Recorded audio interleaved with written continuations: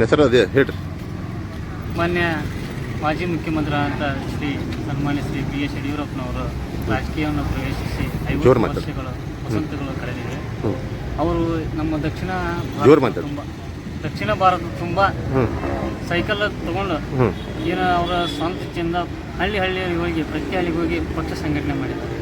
ಆ ಒಂದು ಅವರ ಸೈಕಲ್ ತೊಳೆದ ಪರಿಶ್ರಮದಿಂದ ಇವತ್ತು ಕರ್ನಾಟಕದೊಳಗೆ ಏನಾದ್ರು ಬಿಜೆಪಿ ಅಂತಿದ್ರೆ ಅದು ದಕ್ಷಿಣ ಭಾರತದೊಳಗೆ ಪ್ರಥಮವಾಗಿ 108 ಸೀಟ್ವರೆಗೂ ಅವರು ರೀಚ್ ಆಗುವಂಗೆ ಮಾಡಿದ್ದಾರೆ. ಇವತ್ತು ಅವರ ಶ್ರಮ ನಾವು ಭಾಳ ನೆನೆಸ್ಬೇಕು. ಅದ ಒಂದು ಉದ್ದೇಶ ತಗೊಂಡು ಅವರ ಅಭಿಮಾನಕ್ಕೋಸ್ಕರ ನಾವು ಇವತ್ತು ಸೈಕಲ್ ತಗೊಂಡು ಗದಗಿಂದ ಚಿತ್ರದುರ್ಗವರೆಗೂ ನಾವು ಸೈಕಲ್ ಯಾತ್ರೆಯನ್ನು ಕೈಗೊಂಡಿನಿ. ಅವ್ರ ಅಭಿಮಾನದಿಂದ ಹೊಂಟಿದ್ವಿ. ಅದಕ್ಕೆ ಸಹಕಾರ ಕೊಟ್ಟಂಥವ್ರು ನಮ್ಮ ಸುಧೀರ್ ಕಾಟಿಕರಣ್ಣವರು,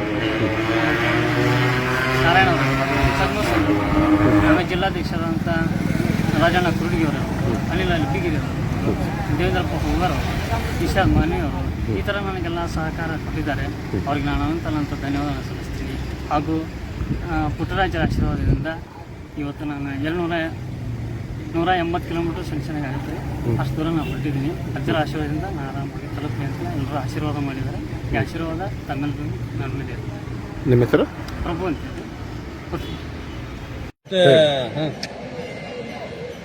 ಕರ್ನಾಟಕದ ಬಿಜೆಪಿಯ ಭೀಷ್ಮ ಹಾಗೂ ದಕ್ಷಿಣ ಭಾರತದಲ್ಲಿ ಭಾರತೀಯ ಜನತಾ ಪಕ್ಷವನ್ನು ಸಂಘಟಿಸುವ ಮುಖಾಂತರ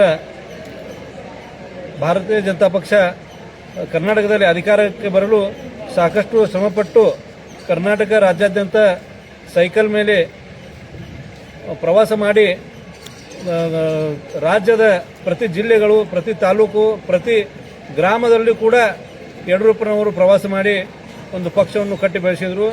ಅದರ ಫಲವಾಗಿ ಇವತ್ತು ರಾಜ್ಯಾದ್ಯಂತ ಒಂದು ಭಾರತೀಯ ಜನತಾ ಪಕ್ಷ ಗಟ್ಟಿ ಬೇರಾಗಿ ನೆಲೆ ಊರಿದೆ.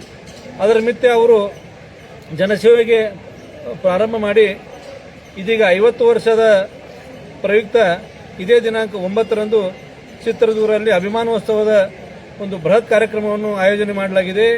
ಆ ಒಂದು ಅಭಿಮಾನೋತ್ಸವದ ಅಂಗವಾಗಿ ನಮ್ಮ ಗದಗ ತಾಲೂಕು ಕುರ್ತಕೋಟಿ ಗ್ರಾಮದ ಪ್ರಭು ಡಿಗ್ಗಾವಿ ಅನ್ನುವ ಯುವಕ ಅವರು ಹಿಂದೆ ಸೈಕಲ್ ಮುಖಾಂತರ ಯಾವ ರೀತಿ ಪಕ್ಷ ಸಂಘಟನೆ ಮಾಡಿದ್ರು ಅದರ ಒಂದು ಅಂಗವಾಗಿ ಅವರ ಅಭಿಮಾನೋತ್ಸವದ ಕಾರ್ಯಕ್ರಮದ ವಿಶೇಷವಾಗಿ ಗದಗ ನಗರದ ಪುಟ್ಟರಾಜ ಗವಾಯಿಗಳ ಮಠದಿಂದ ಇವತ್ತು ಸೈಕಲ್ ಮುಖಾಂತರ ಆ ಒಂದು ಕಾರ್ಯಕ್ರಮಕ್ಕೆ ಭಾಗವಹಿಸಲು ತೆರಳಿದ್ದು ಅದರ ಅಂಗವಾಗಿ ಇವತ್ತು